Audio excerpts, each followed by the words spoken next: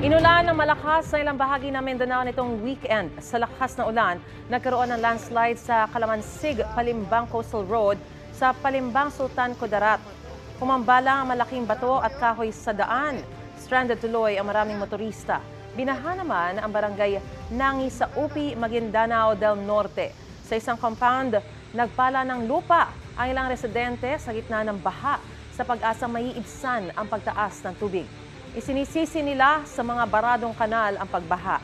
Ang malakas na ulan sa ilang bahagi ng Mindanao nitong weekend ay dahil sa easterlies ayon sa pag-asa. Gusto mo bang mauna sa mga balita? Mag-subscribe na sa GMA Integrated News sa YouTube at tumutok sa unang balita.